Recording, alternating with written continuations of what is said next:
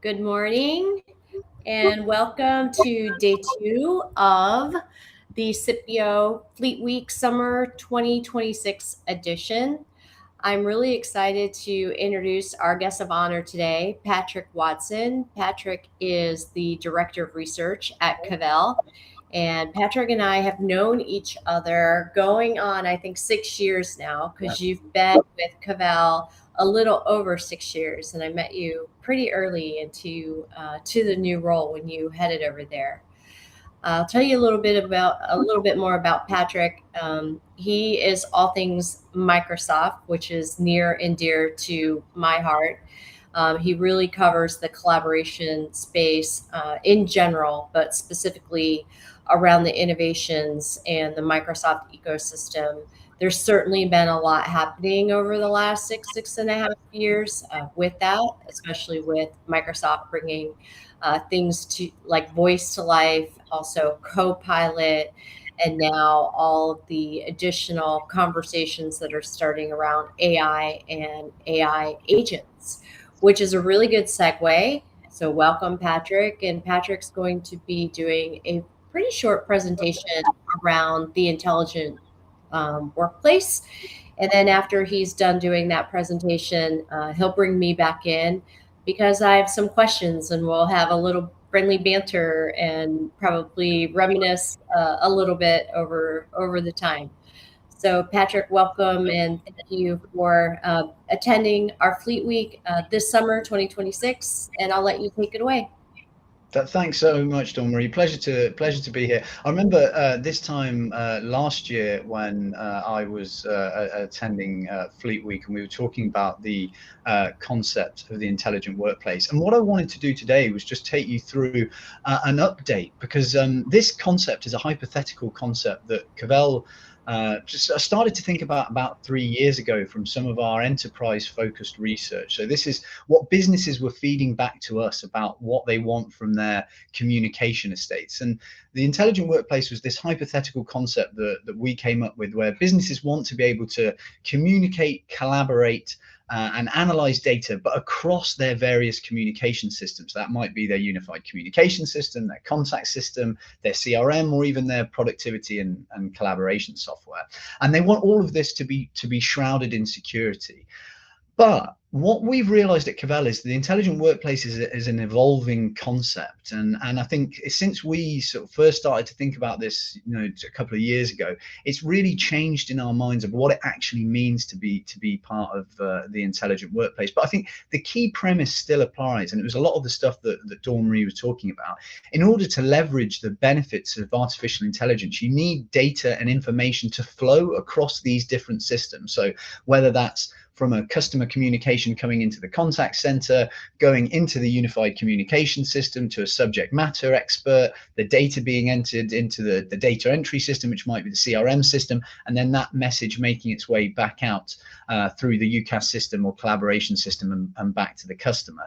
But in order for that to happen, there needs to be seamless integration at each different phase of the intelligent workplace. And as I said, at Cavell, our understanding of what the intelligent workplace is has really evolved. But there were a few updates from when I appeared at Fleet Week last year that I wanted to take everybody through. So firstly, I think voice continues to play a really central role in how businesses communicate, even while new digital channels become more important. So while so much attention is given to messaging and collaboration tools, email still dominates overall, and voice usage is the second most commonly used channel in business environments, and that alone makes it so critical to effective business function.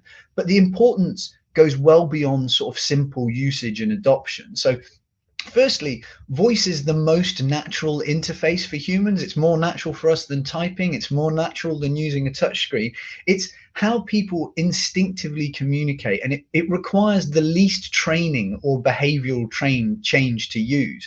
So unlike text-based interfaces, voice allows for more fluid conversational interaction, which is why it continues to be so important in customer engagement and internal collaboration. In customer engagement, phone calls remain the preferred channel, for 54% of consumers when they're resolving a critical issue. If you've got a real problem that you need resolved urgently, you're very unlikely to want to do a web chat. You want to pick up the phone, you want to talk to someone, and you want to get that resolved quickly. And I think what's becoming more interesting is that the data that voice generates is every interaction carries that context, intent, tone, and timing. And when captured and analyzed correctly, this becomes one of the richest forms of enterprise data available. And this is increasingly valuable in a world where businesses are trying to better understand customers, improve employee productivity, and drive automation. And so what we're seeing is voice evolve beyond just a core communication channel. It's starting to act more like a control layer or an operating system for experiences. And it's whether that's interacting with AI systems, so that might be AI system, navigating customer service environments, or enabling hands-free workflows, which I know I use a lot, dictation. Voice is becoming that direct interface into those digital systems. And I think as AI adoption grows, this becomes even more relevant. So voice provides that natural way to interact with AI, and in turn, AI enhances the value of voice by extracting that insight and enabling automation.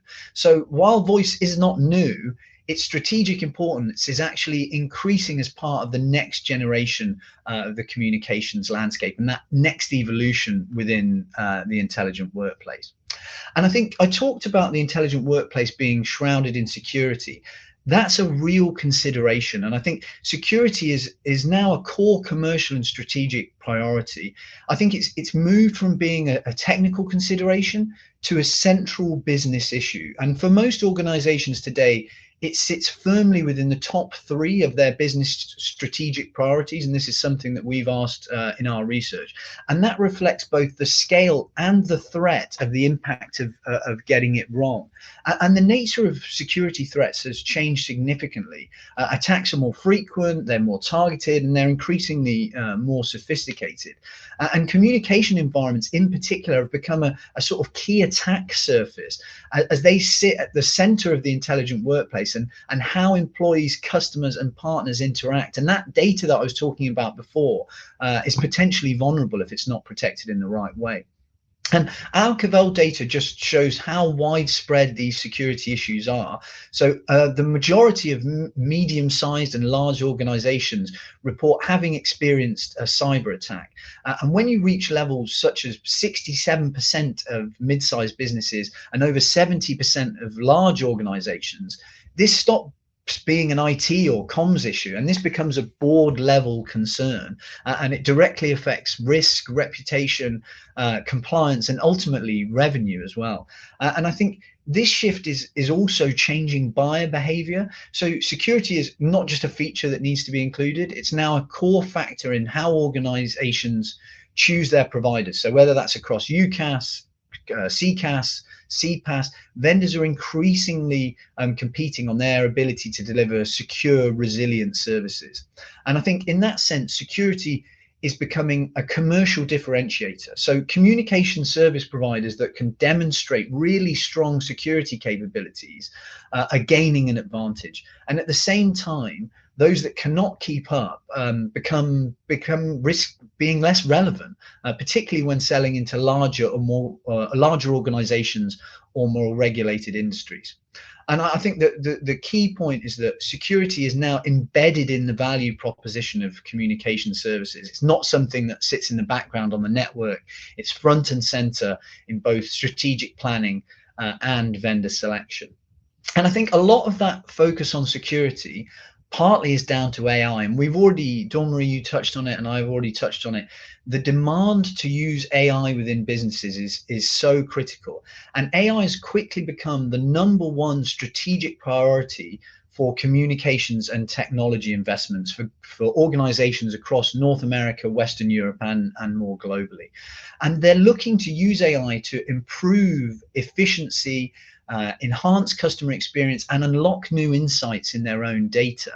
However, AI, it doesn't sit in isolation. It relies heavily on the quality and the richness of that data. And I think that's where, when I was talking about voice, voice interactions provide detailed contextual data that AI can use to understand intent, automate workflows, and generates insights. And that creates this really strong link between voice and AI. And the more voice data an organization can capture and analyze, the more effective its AI capabilities are likely to be. And this is especially relevant in areas like contact centers, where voice remains, as I was talking about, that dominant channel, and where AI is already being applied and tested at scale. I think at the same time, we talked about security. AI increases the pressure on security. So as organizations process more and more of this sensitive data and automate potentially more decisions, the potential impact of any security breach increases. And AI systems can only introduce new risks if they're not protected securely, particularly in those customer interactions when you're looking after critical customer data. And there's also specific challenges around voice security. As voice becomes more integrated with AI, it becomes more valuable and potentially more vulnerable. So ensuring that voice interactions are captured, stored, and analyzed securely is now absolutely essential. And I think my final point on AI here, so rather than thinking about AI, voice, and security as three separate topics, we want to think of them as this interconnected piece within the intelligent workplace. AI depends on both voice data, and both depend on strong security foundations. And I think organizations that can bring these elements together effectively will be better positioned to deliver value from AI while managing those associated risks. And I just wanted to finally touch on a few things for where we think partners will win in the intelligent workplace. And one of the things that we've been talking about is moving from best of breed to best of suite. And I think you can see it on what I've tried to articulate on the slide here. At the top level, this move, in the past, organizations often selected the strongest individual tool for each individual function. And today, I think that approach is becoming harder to manage. Instead, businesses are prioritizing platforms that offer simplicity, consistency, and tighter integration. And that best of suite model delivers a number of clear benefits. It simplifies management, licensing and costings, which is a growing concern. And that really helps IT teams deal with those fragmented environments. And I think generally it creates a more consistent user experience, which is critical for adoption of these new technologies. On the data side, I think if you move to a best of suite option, it really enables this centralized data management. And this is where the connection to AI becomes really clear. If data sits across disconnected best of breed tools, actually extracting it and extracting that value is increasingly difficult. And that's where the benefits from best of suite, I think, really come in. Productivity suites among the top priorities for business integrations, and that really reflects where the work happens. Communication tools need to sit within those environments, not alongside them. And we're also seeing growing demand for integrations within vertical applications and analytics platforms, which, while CRM, which used to dominate this conversation, is becoming, a broader part of the ecosystem in that whole piece around the intelligent workplace. And I think just some of these lessons on the screen here in terms of product differentiation and go-to-market strategy really tie back to those earlier themes. So voice is becoming a core data source. AI is driving new capabilities. And when we come to look at go-to-market, providers are helping customers unlock AI value, which requires a more consultative approach rather than simple product selling. There's a need to move faster as the competition is intensifying, and often to offer more tailored bundles that reflect use cases rather than generic work packages. And at the same time, I think it's important to stress that this is not a complete shift away from flexibility. The most successful approaches are hybrid. Organizations want the simplicity of the suite, but they also want the ability to integrate into best-in-class capabilities. And I think that's why the bottom line at the end of this slide is so important. That the communications platform is becoming a core intelligence layer. It's not just about connecting people, it's about capturing the data, enabling AI, and supporting secure and integrated business processes. And ultimately, these providers and partners that can bridge the platforms, simplify the experience, the user experience, and align with business outcomes, are the ones that will be able to capture long-term strategic value.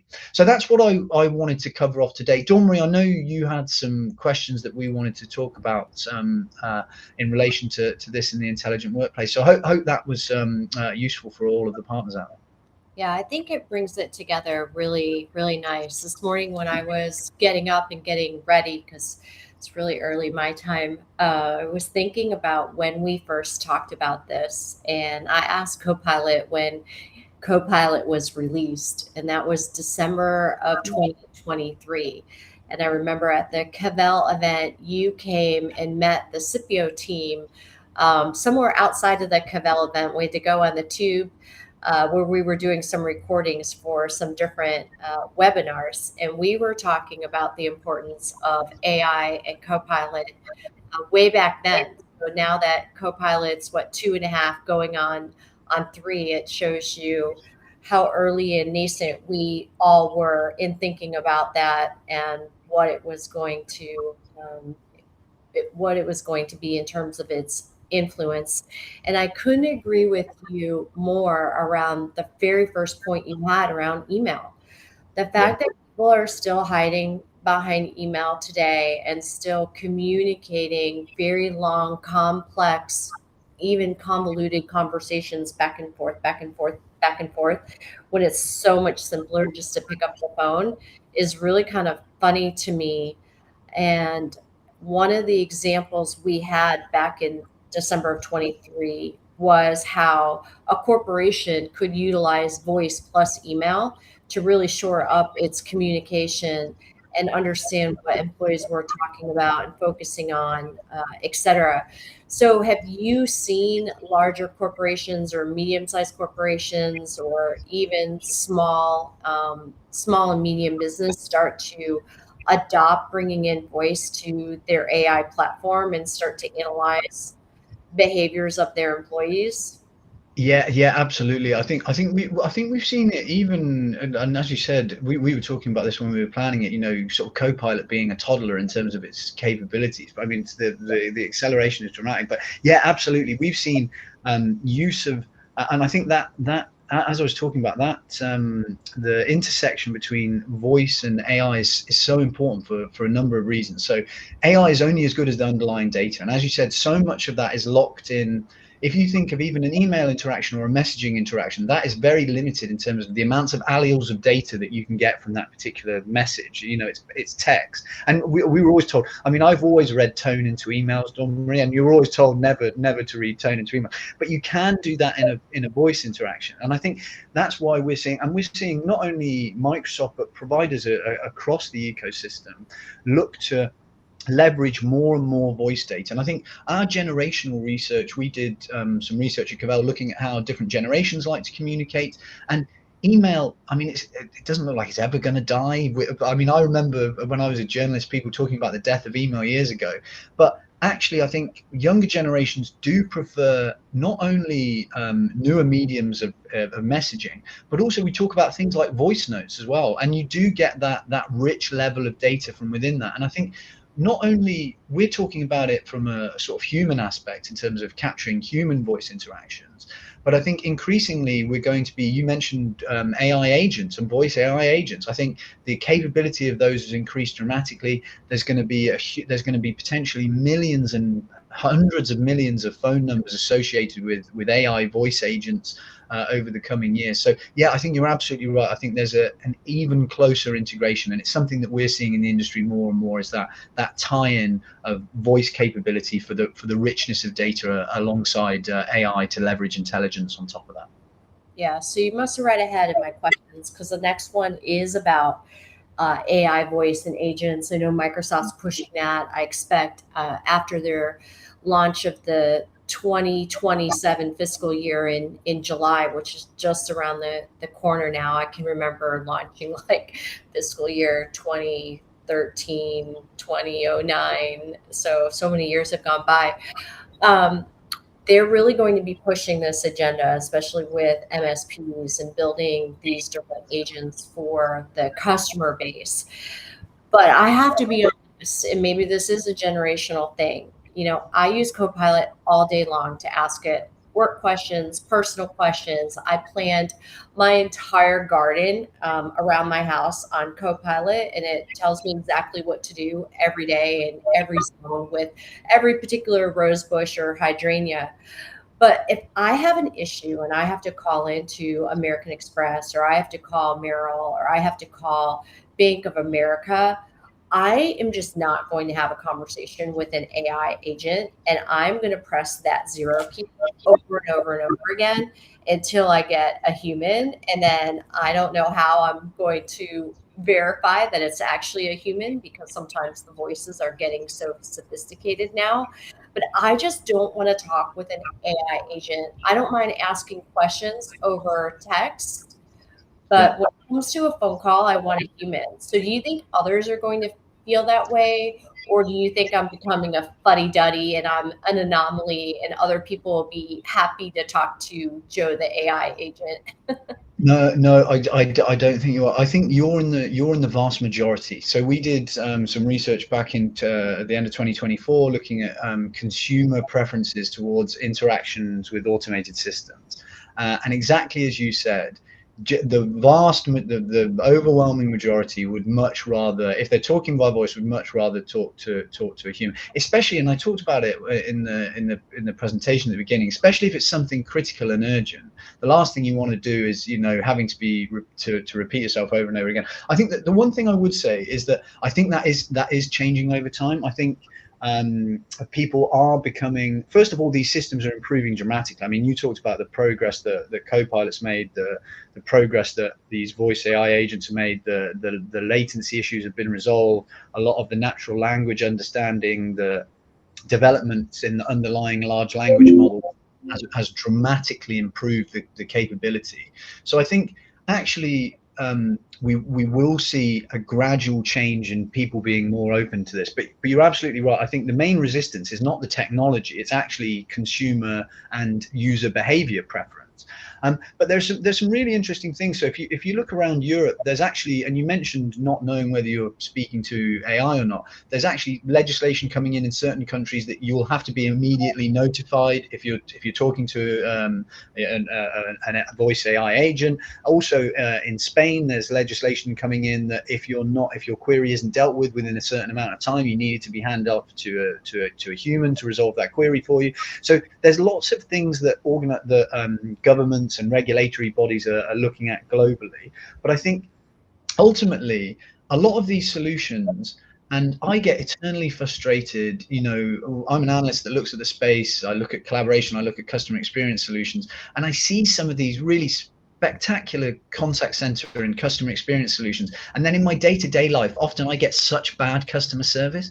So if there is anything that will improve that, even if it's me ringing up and speaking to an interactive voice AI agent, if that actually improves my customer service or how long I'm having to wait on hold, I think I would be more open to that in the future. But to your point, Dawn Marie, I think if my house is on fire, when I ring up, I want to speak to an emergency services handler immediately. I don't want to be speaking to a bot. But I think over time we will gradually see that change. Yeah.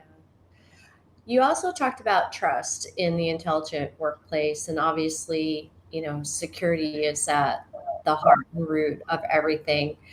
Most people that know me know that I'm a Microsoftie. I was kind of born and bred in that environment. I still use Bing. I trusted my career there, my child, my education, and I just can't imagine having our SIPPIO service in any other cloud other than AI, Azure.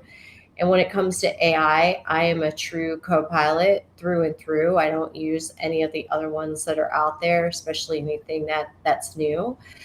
And that's because I have that relationship with Microsoft, where I know that they're going to take care of my personal data. And it was a really easy decision in building SIPPIO on that platform, because we don't have to worry about things like outages or support issues. Tickets in our environment are so ridiculously low. Our support team have full-time jobs during the day. So that allows us to kind of spend time, innovating.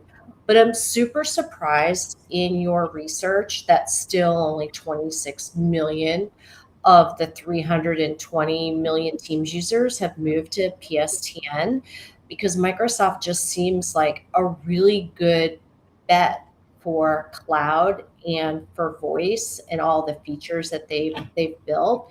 Any fodder in all of your research, or any even just personal thoughts that you have on why there's not been more adoption over this past 6.5 years? Yeah, I think there's a couple of ways you can look at it. And first of all, I think, and you mentioned some of the numbers there. So those are Microsoft's public announcements. So 320 million monthly active users for Microsoft Teams, only 26 million PSTN enabled. Actually, the announcement for monthly active users for Teams was quite a long time ago, and we do our own forecast, Dawn-Marie, at Cavell, and we think that number will be closer to 400 million now. It will be closer to the 365 number.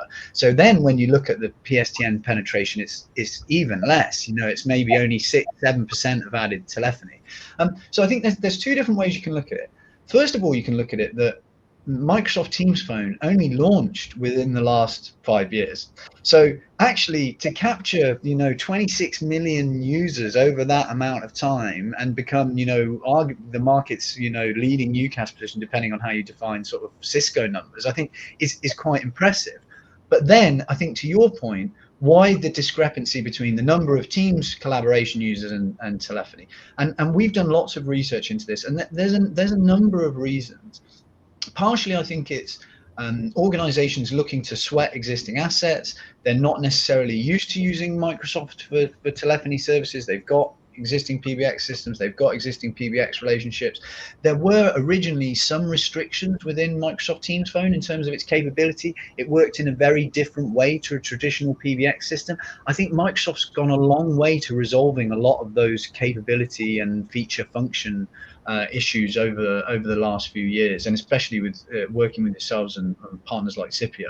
So I think actually a lot of those barriers are coming down, and what we're seeing is, I think it's there are several other sort of key areas that the organizations are looking for. First of all, they want that help with broader adoption. So they adopt Teams first of all. They want to test features. They want to test the collaboration before they move into full telephony.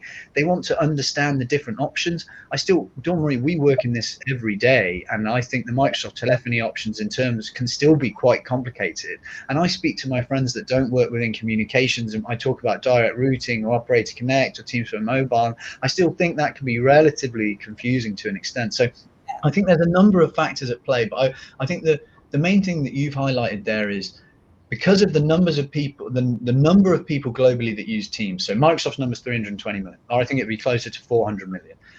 There is a really huge amount of low-hanging fruit for communication providers to go after, in terms of saying, look, you already use the Microsoft suite, you already use Teams, you might already even be licensed for the phone system if you're using E5, but you're not necessarily using it. So I think there's a real opportunity. I think that's the really encouraging thing for the industry, that actually there's a huge amount of users out there that might be interested in Teams Phone and might be a relatively easy upsell. Yeah, and especially if they want to get to the intelligent workplace, because if you don't have that voice piece, you're Completely. not getting a true, view of your teams, your individuals, your organization, right? So I encourage everybody to take a look at the Intelligent Workplace white paper that Patrick and Cavell have written. You can download it from our SIPPIO site, and we invite you to, come talk to us about it. We also are happy to talk with any of your partners, your carriers, your customers. The ROI on this in the future is going to be huge when you're bringing all these different, what used to be disparate systems together, from CRM to contact center to the collaboration pieces, email, messaging, and then meetings and voice, and then layering the AI of your choice on top of it to really give you the insights and the sentiment analysis, as well as all the things we haven't even dreamed of yet that are coming to down the pike. And if you're a partner listening to this today, I think my favorite thing that Patrick said is that there's so much low hanging fruit out there. If you're not talking to your customers, somebody else probably will, and you just want to be on the leading edge of this. Copilot's already a toddler, so that means the preteen years are just around the corner. So it's time to ensure that you're talking with your customers and getting adoption as an opportunity in front of them. So, Patrick, thank you so much for coming out here today and joining us for our Fleet Week this summer. I appreciate seeing you, even though it's a little virtual rather than in person. But the fall and winter events at Cavell are just around the corner, so I'm sure I'll bump into you there again. Absolute pleasure to be here. Thanks for having me.